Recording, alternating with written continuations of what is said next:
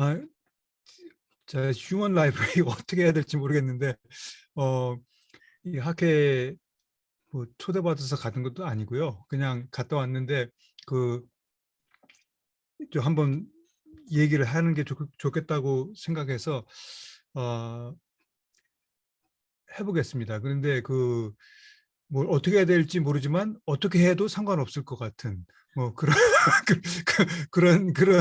그런 느낌이 좀 드는데, 좀 화면을 좀 쉐어하겠습니다.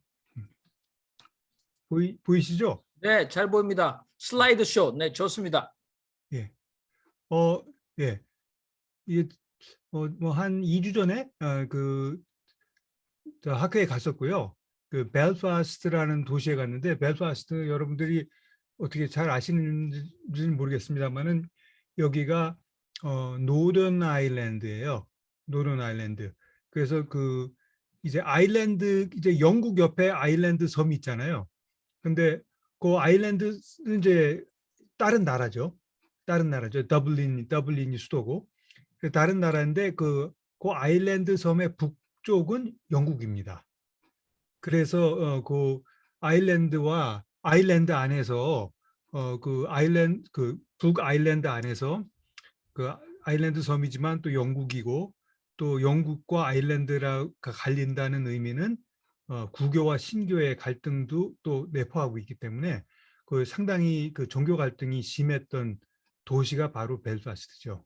그래서 그 벨파스트에서 이 비평 종교 학대를 한다는 것이 특별한 의미를 어, 가지고 있었던 것 같습니다. 그래서 일부러 벨파스트에서 그 주최를 했던 것 같아요. 여러분도 보셨을지 모르는데 이 영화 보신 분 계세요 혹시? 어, 작년에 그러니까 올해 그러니까 작년에 나와가지고 올해 저 오스카에서도 뭐 후보도 오르고 뭐 그랬던 영화인데 바로 그 벨파스트의 그 종교 갈등 시대에 얘기를 다룬 영화입니다. 그래서 상당히 호평받은 영화니까 혹시 그 보시지 않으셨으면은 한번 보시면은 좋을 것 같아요. 케네스 브래너라는 그 배우이자 그 감독이죠. 옛날에 그 에마 톰슨 남편 이 케네스 브래너가 자기가 어린 시절의 눈으로 그 벨파스트의 종교 분쟁을 이제 그 가족의 시각으로 그린 그런 영화입니다. 그래서 사실 이 학회에 가게 된 것도 이 영화 때문에 관심을 가졌는데 마침 학회가 벨파스트에 있어서 좀 동기부여가 됐던 면도 있습니다. 그래서 이게 이 저 벨파스트에 저 퀸즈 유니버시티라고 있는데요. 그 퀸즈 유니버시티가 뭐 여러 군데 있는데 이제 퀸즈 유니버시티 벨파스트죠. 여기 이 대학이 그 상당히 좀 어, 뭐라 그럴까요? 옛날 좀 고풍스러운 그런 건물인데 이 건물 바로 안에 어, 여기에서 이제 학회를 했습니다. 그리고 이제 주로 학회를 우리 세미나를 한 방이 이 그림이 있는 방인데 그림이 좀 굉장히 멋있지 않으세요? 그 사람들이 이렇게 쫙 걸어 나오는 어떻게 보면 좀 장애인도 있고 남성 여성 다 있어서 좀 평등을 지향하는 그런 그림이 아주 커다란 그림이 걸려 있는 그 방인데 공교롭게도 이 방의 이름이 캐나다 룸이더라고요. 캐나다 방, 캐나다 룸이라서 저는 조금 어, 느낌이 달랐습니다. 네. 그런데 어쨌든 저는 이제 아까 소개해 주신 대로 어, 그 공부는 사회학을 했고 또 주로 연구하는 것은 건강에 관련된 어, 연구를 하고 있습니다. 어, 지난 여러 해 동안. 그래서 사실 종교의 연구는 그렇게 제 주 분야가 아닌데 이게 통계를 다루기 때문에 종교 관련 통계를 분석해서 이 학회에 가게 된 거죠. 그런데 이제 이 종교학회라는 데를 가보니까 굉장히 그 범위가 넓잖아요. 범위가 넓어가지고 이제 각종의 주제를 얘기하니까 거기에서 서로 이 말하는 이 언어도 이제 그 용어나 이제 이런 말하는 그 언어도 다르고 이 접근 방법도 다르고 뭐 이론, 방법론 말할 것 없이 상당히 다양한 그 내용들을 볼 수 있었다. 그렇게 말씀드릴 수 있겠습니다. 뭐 여러분들 이건 뭐 별 관심 가지실 필요는 없지만 아무튼 이런 굉장히 다양한 주제들이 다루어지는 학교였다. 그런 말씀을 드려서 뭐 제가 솔직히 이 여기 나온 내용들을 다 따라갈 능력이 없는 그런 내용들이었어요. 그런데 이 학회에 참석하고 또 이제 그 참석 전후에 아, 이제 나름대로 준비를 하면서 느끼게 되는 점은 결국 이 학회를 통해서 이 학회에 관심을 갖는 사람들도 그렇고 또 학회를 통해서 우리가 배우게 되는 점은 뭐냐면은 오늘날의 종교가 이 상태로는 안 되겠다라는 데서 출발하고 이 상태로 안 되는 종교, 이제 앞으로는 어떤 방식의 이해가 필요할까? 또 어떤 방식의 실천이 필요할까? 결국은 이제 거기에 초점이 맞추어지는 학회였다라고 말씀드릴 수 있겠습니다. 그런데 그 내용을 말하는 데 있어서 어떤 분들은 굉장히 세부적인 내용을 갖고 얘기를 하고 어떤 사람은 이제 커다란 이론을 갖고 제시하는 분도 있고 저 같은 사람은 이제 통계를 갖고 얘기를 하는 그런 뭐 여러 가지가 있었는데 이 학회 전체를 제가 어떻게 써머리해서 전해드릴 수는 참 어렵고요. 몇 가지 좀 인상적인 것만 한두 가지 말씀드리겠습니다. 그래서 사실 한 가지 좀 특이한 점은 그 이거 잠깐 끌게요. 이게 오히려 그 소통이 좀 어려운 것 같은데. 그 그래서 한 가지 특이한 점은 영국과 미국이 다른 점이 영국에서는 종교 교육을 의무로 하고 있습니다. 그래서 종교에 대한 교육을 해야 되고 미국에서는 이제 공교육기관에서는 종교에 대해서 가르치지 말라 이런 입장이거든요. 종교 교육기관이 아니면은 그러다 보니까 이제 영국 같은 데서는 어떻게 종교를 가르칠 것인가라는 것에 대한 고민이 많이 있더라고요. 그런데 특히 이제 버밍햄 영국의 버밍햄이란 지역에 있는 분들이 많이 와서 그런 종교 교육에 대한 고민을 나누어 주었습니다. 그런데 그 버밍햄이라고 하는 지역이 굉장히 그 이민자들이 많은 동네예요. 특히 그 파키스탄에서 온 무슬림들이 절대 다수를 이루고 있는 지역이 버밍햄입니다. 버밍햄의 어떤 지역은. 그래서 거기서 일어났던 얘기들을 바탕으로 이론도 설명하고 하는데 어떤 일이 있었냐면은 이제 굉장히 그 파키스탄 이민들이 몰려와서 사는 지역이 낙후되고 상당히 못 살고 거기에 있는 학교는 이제 전국에서 꼴찌하는 학교예요. 전국에서 꼴찌 되는 학교인데 결국 그렇게 낙후된 지역이 발생하면은 거기에 청소년들이 이제 희망이 없으니까 그런 사람들이 테러리스트 그룹에 조인하게 되는 뭐 그런 문제들이 발생하게 되는 거죠. 그래서 그런 위험들이 뭐 이런 선진 국가에서 이민 온 사람들이 테러리스트가 됐다 뭐 이런 얘기들이 나오는 게 그런 경우가 많아요. 그래서 아이시스에 조인하고 뭐 그랬다는 얘기가 있었는데 거기에 이제 이슬람 출신의 교육자들이 이제 버밍햄 지역의 그 교육기관에 들어가서 그 청소년들을 이슬람적인 내용도 가르치면서 이슬람의 문화에 대한 자긍심을 살려주고 이런 교육을 한 거예요.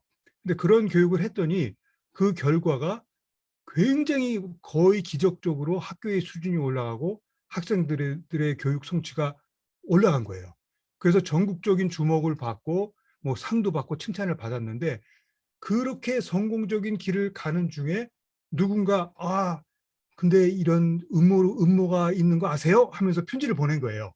이 시의회에 이 이슬람들이 버밍햄 또 나아가서는 영국 전체의 교육을 이제 침범해서 완전히 이슬람화 시키려고 하는 음모가 있다. 그리고 그들의 그 작전이 트로이 목마 작전이다. 라는 편지가 전달됐어요. 그런데 그 내용에 대해서 사실관계에 대한 확인 없이 바로 그것을 사실로 간주하면서 영국 전체 교육 정책을 다 바꿔버린 거죠. 그래서 그 결과는 그렇게 성공적인 사례로 잘 나가던 그 이슬람 정체성을 가르치던 그 교육기관들이 다시 쇠퇴하게 되는 그런 짧은 역사가 이제 일어났던 면이 이제 지적되었습니다. 그래서 그 점을 통해서 우리가 알 수 있는 것은 우리가 갖고 있는 어떤 타 종교에 대한 편견. 만약에 기독교에서 기독교 교육을 기독교 정체성을 강조하는 내용을 영국의 어느 학교에서 가르쳤다고 하는 건 아무런 문제가 되지 않아요.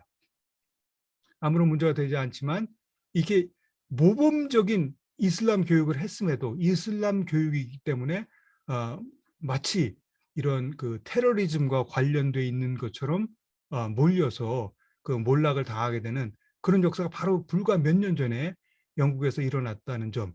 그럼 이런 환경 속에서 도대체 무엇을 가르칠 수 있을까?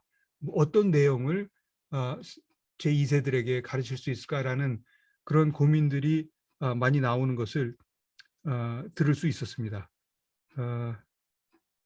그래서 이제 뭐 그런 이제 음모론에 관한 그런 얘기들도 있었고요. 그런데 이제 그 우리가 기본적으로 생각해 보실 때 어떻게들 생각하시는지 모르겠는데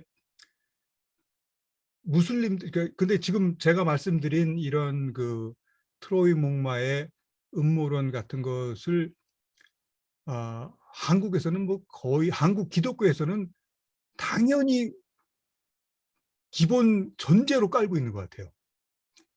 이슬람이 들어와서 우리를 어떻게 하려고 그런다라는 그런 믿음, 보수 기독교에서는. 근데 그런 것이 얼마나 큰 근거를 갖고 있을까, 그런 생각을 우리가 좀 객관적으로, 좀 과학적으로 알아야 될 필요가 있지 않을까, 그런 생각을 합니다. 여러분 혹시 한국의 이슬람, 한국의 무슬림이 인구의 몇 %인지 아시는 분 있어요? 뭐 아실 수 없죠. 근데 물론 아실 수 없죠. 그냥 추측으로 몇 %일 것 같습니까? 한국에 어느 정도 될 것 같아요?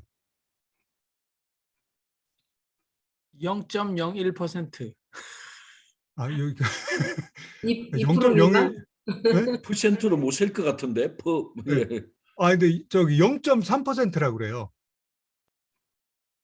그리고 캐나다에는 3%고, 캐나다는 3%고, 미국은 1%고, 영국은 뭐 4%고, 뭐 이렇게 된다고 그래요. 그러니까 사실은 그 굉장히 낮은 거예요. 이슬람의 이게 전 세계의 이슬람의 그 수에 비하면은 이 각 나라의 무슬림 숫자는 굉장히 작은 거예요. 굉장히 작은데, 근데 재밌는 것은 이제 퓨 리서치라는 그 조사 기관에서 이제 물어본 적이 있죠. 그럼 당신 나라에 이슬람이 몇 %를 갖냐? 제가 지금 물어본 것처럼 그 각 나라의 국민들한테, 시민들한테 이제 물어보면은 실제 퍼센테이지보다 한 10배는 많이 있다고 생각해요. 미국 1%인데 15%라고, 그러니까 이게 평균적인 답이에요. 그게. 그러니까 그게 무엇을 의미할까요? 무슬림들이 생긴다는 것 자체를 조금 걱정하는 마음이 크다고 보는 거죠. 그리고 무슬림 조금만 늘어나도 큰일 났다. 너무 많다. 더 이상 받으면 안 된다. 뭐 이런 얘기들이 나오게 되는 그런 상황입니다. 그리고 또 다른 우리의 기본 가정은 뭐냐면은 무슬림들 많다는 기본 가정도 있고, 그다음에 무슬림은 영원히 무슬림이다. 그러니까 기독교에는 많이 우리가 줄어든다고 걱정하잖아요. 그 무슬림은 이제 계속 늘어나. 그 무슬림은 뭐 애도 많이 나. 그러니까 무슬림을 이제 뭐 예를 들어서 2001년도 뭐 2011년도 뭐 이런 식으로 무슬림 인구를 보면은 분명히 늘어나요.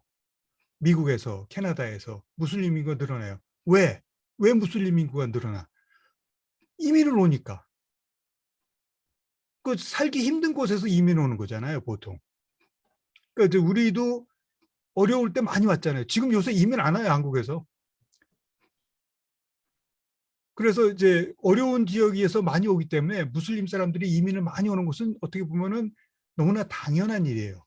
근데 그리고 이제 무슬림 인구가 증가하는 이유는 다른 이유가 아니라 무슬림 믿는 사람들이 무슬림 믿는 나라에서 많이 이주해 오기 때문에 그런 내용입니다. 근데 우리가 정확하게 알지 못하는 내용은 기독교인들은 기독교인이었다가 기독교를 그만두는 사람이라던가 뭐 기독교에서 저 가난한 성도가 된다던가 또 종교를 바꾼다던가 하는 사람들이 많이 있다고 알고 있잖아요. 많이 있다고 알고 있잖아요. 그러면은 무슬림 중에는 그런 사람들이 있을까라는 거예요. 그러니까 무슬림 중에는 그런 사람들이 별로 없을 거라고 생각들을 많이 하는 것 같아요. 그리고 이제 기본적으로 그러니까 무슬림들이 저 이민을 왔는데 그 무슬림들이 이민 와서 영원히 무슬림인지 아니면 그 사람들도 어떤 종교를 바꾸는지 뭐 기독교인이 되는지 뭐 여기에 대해서는 아는 바가 거의 없습니다. 그래서 그 점을 제가 이제 조사한 것은 바로 그 부분에 해당되는 내용이에요. 그래서 그거를 한번 잠깐 보여드리겠습니다.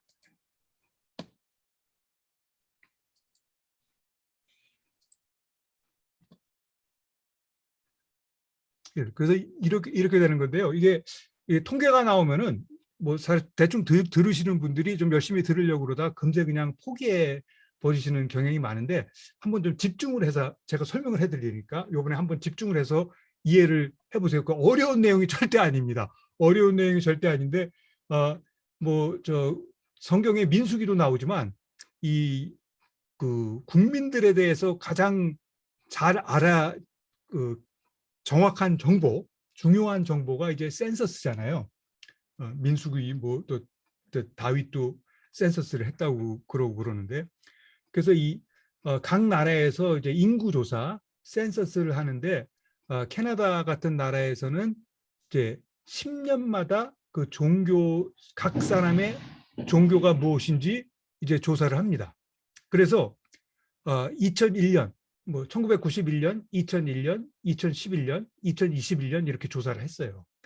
그런데 2021년 내용은 이제 올해 11월 달에 나오고 우리가 아직 갖고 있지 못하고 이제 2001년도, 2011년도가 어떻게 보면은 저 가장 저 최근에 정보라고 말할 수 있는데 그러면은 그 이민 올 때 기독교인이었던 사람, 이민 올 때 이슬람 종교를 가졌던 사람, 이민 올 때 종교가 없었던 사람이 그 조사를 2001년도에 했는데 그 이후에 10년 뒤에 조사했을 때 어떻게 변했을까라는 걸 보는 겁니다. 그러니까 물론 센서스 조사가 뭐 똑같은 사람을 찾아내서 쫓아가서 하지는 않지만 우리가 언제 어디에서 이민 왔다는 것을 알기 때문에 그 10년간의 변화를 찾을 수 있어요. 그것도 이렇게 설명하려니까 이거 굉장히 간단하지가 않네요. 근데 어쨌든 이 표를 그냥 보시면은 기독교인들이 줄어든다는 거 우리가 알고 있잖아요. 그런데 기독교인으로 이민 온 사람이 캐나다에 이민 와서 10년 동안 기독교를 버리는 그 수보다 이슬람으로 이민 온 사람이 이슬람을 버리는 수가 훨씬 더 많아요.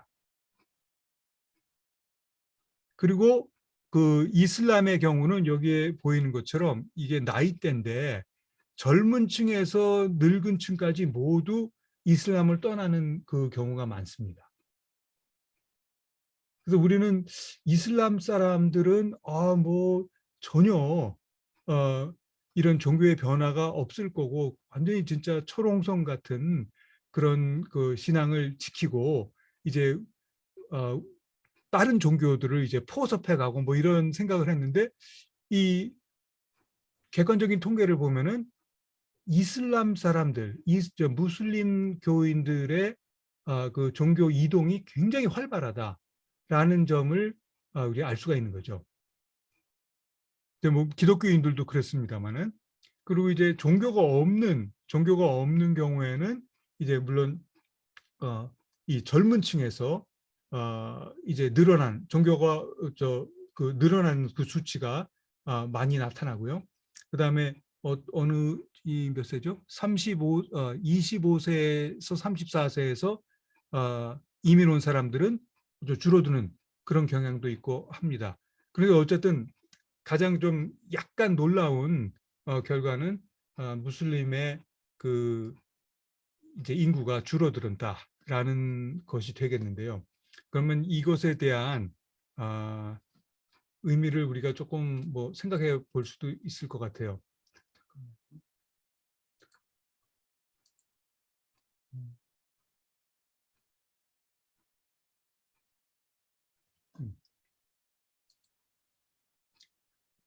그래서 이 아까 제가 말씀드린 것처럼 이 학회가 굉장히 여러 가지 주제를 갖고 이제 여러 가지 많은 논문들이 발표되고 거기에 대해서 토론을 했는데 제가 이제 발표한 내용은 어느 부분에 해당되냐면은 세속주의, 세속화 그 파트에서 이제 발표가 된 내용입니다. 그럼 우리가 이 지금 말씀드린 이 내용을 한 가지 그냥 예로 생각해서 세속 사회, 세속주의, 세속화 이런 것에 대해서 한번 생각해 볼 수 있을 것 같습니다. 그럼 우리가 도대체 점점 더 세상이 세속화된다.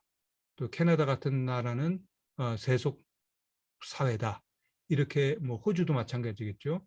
이렇게 말할 수 있는데 그러면은 그 세속화된다는 게 어떤 의미인가라는 점에 대해서 생각을 해볼 수도 있고요. 또 세속화되는 세상 속에서 우리가 신앙인으로서 살아가는 길은 무엇인가 뭐 이런 것도 고민해 볼 수 있겠습니다. 그런데 그 점에서 제가 말씀드리고 싶은 것은 종교가 없어지는 게 세속화가 아니라는 점이에요. 그러니까 종교의 억압을 받지 않고 종교에 의해서 어떤 종교가 정치적인 힘이나 경제적인 뭐 이런 영향력을 발휘하지 않는 사회가 세속 사회입니다.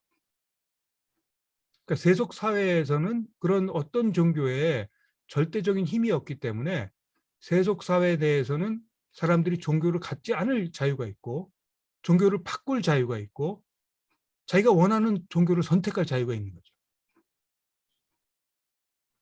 그런 면에서 이슬람 국가에서 무슬림으로서 이민 온 사람이 이민 온 국가에서 시간이 지나면서 그냥 같은 종교를 지키지 않고 자기가 만약에 자발적인 선택을 통해서 종교를 바꾸었다던가 아니면 또는 지켰다던가 또는 종교 이외의 다른 삶의 방식을 찾았다고 하면은 그 자체가 저는 상당히 의미가 있는 문명적인 진보라고 생각합니다.